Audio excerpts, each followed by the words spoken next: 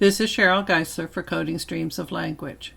Today we're looking at Excel Procedure 9.2, calculating a chi-square test of homogeneity in Excel. Here we'll be working with a template in Excel to answer the question, how likely is it that two or more contrasting groups in my study share the same distribution across the categories in my coding scheme?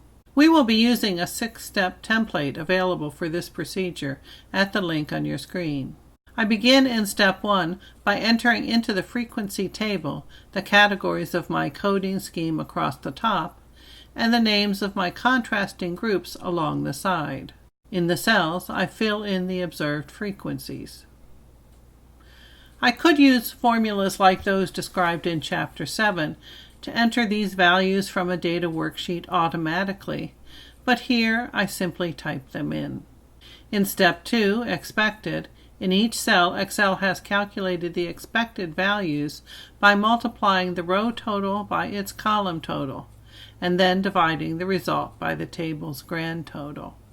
In step 3, 0 minus e, Excel has subtracted the expected frequencies from the observed values.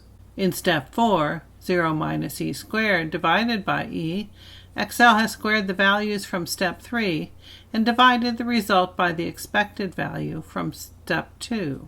The sum of chi-squares will be the grand total for the table. In step 5, I enter the number of rows and categories.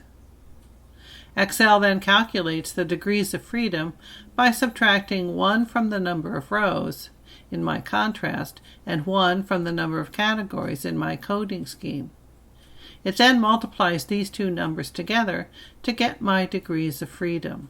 With this degrees of freedom and the sum of squares, I navigate to a chi-square lookup table like the one linked here. I find the row corresponding to my degrees of freedom, and then I look across to find the p-value for the last value smaller than my sum of squares.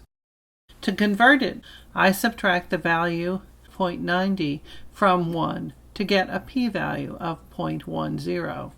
To learn more, visit the WAC Clearinghouse at the link on your screen to download Coding Streams of Language for free.